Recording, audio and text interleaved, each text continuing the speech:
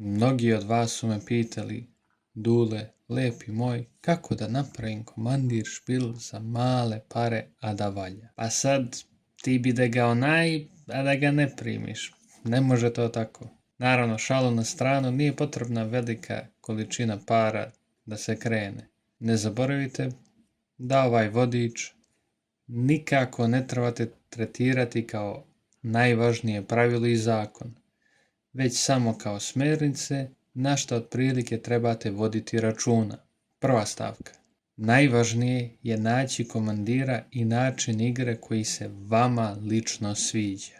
Najlakši način da nađete dobrog komandira za vas specifično je da vidite šta volite od ostalih igrica. Moj prvi komandir je pronađen tako što ja volim klovnove. Pikam šaka u lolu, a Rifbaun, molim te ga dodaj, prodaću ti dušu, ne mogu više da čekam. Pa sam bukvalno ukucao na Google klon komandir i Magic i iskočio je Jolly Balloon Man. Ako ste pogledali klip kako se igra komandir, već ste ga i vidjeli. Tako, vidite šta volite, bilo da su kola, anđeli ili samo rage baitanje. Magic je toliko raznovrstan da svako može naći nešto za igranje.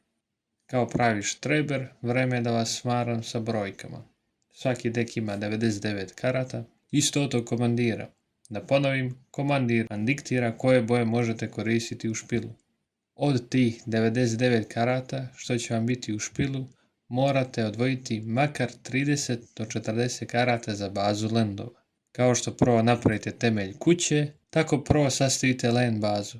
Špil vam neće raditi ništa ako ne sastavite OK landove i dovoljnu količinu njih. Najbolji savjet da uštedite na land karticama je da uzmete landove iz novih prikon špilova. Oni su relativno jeftini i već imate listu kako bi otprilike trebala da izgleda vaša. Svi online vrte magični broj 38.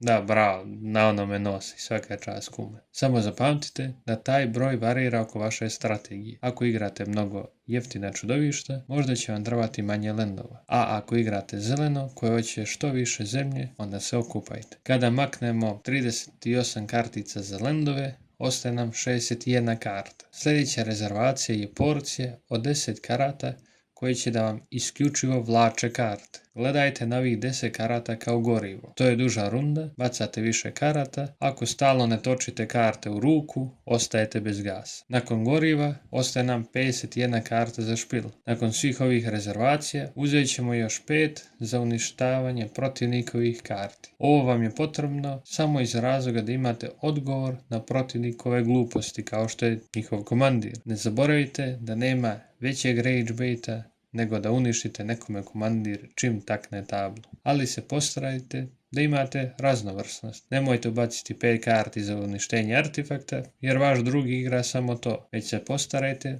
da makar imate jednu za svaki tip karte. Nakon ovoga imamo 46 preostale karte, od kojih ćemo uzeti 3 do 5 za veliko rušenje tablu putem board wipe-ova. To jeste karte koje dižu celu tablu vazduh. Valjalo bi da se potrudite da imate što raznovrsnije, kao na primjer Merciless Eviction. A ako mogu da budu jednostrane, to jest ako dignete tablu vazduh, da smanjite što više štete vama, a protivnika što više da osakatite. Na primjer, ako igrate enchantment špil, ubacite Winds of Wrath. Ovdje se mogu dodati i karte za mržnju groblja. Uvijek valja imati Exile groblje. Verujte kumu, nema lepšeg osjećaja nego kada makneš iz igre sve najbolje karte bratu koji igra sa grobljem. Nakon ovih 6-7 karata ostajemo sa 39, od kojih odvajamo 9 karata za dodavanje još mane. To mogu da budu mana rokovi ili spell karte koji srčaju za landove. To nije važno, važno je da što pre krenemo sa planom i ubrzamo samu igru. I na samom kraju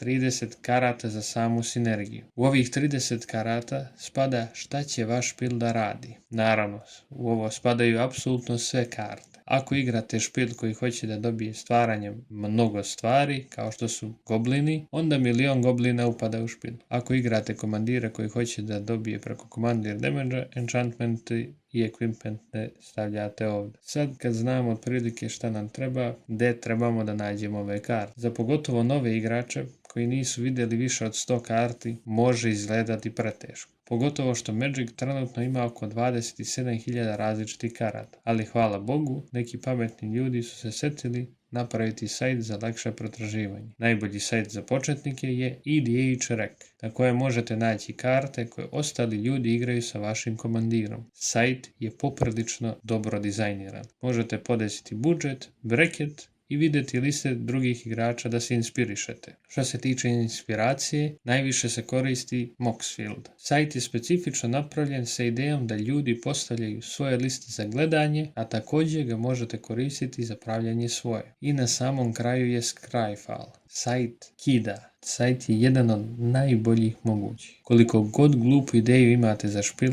možete naći tačno što vam treba. Možete toliko ući duboko u pretraživanje za neke sasvim nebitne stvari. Možete staviti da samo tražite slatke karte i samo će njih naći. Sajt je nenormalan. I na samom kraju da vam uzmem još par minuta života i naravno da se produži klip, da traje što duže, da se prvo zahvalim što ste ostali do kraja klipa i da vas zamolim da isključivo igrate šta vi želite. Na kraju krajeva pravite špil za sebe sa idejom da se vama sviđa i to je na kraju dana najvažnije. Osim ako ne igrate zeleno, onda će vas svako smarati. Ljubim vas i vidimo se u sljedećem klipu.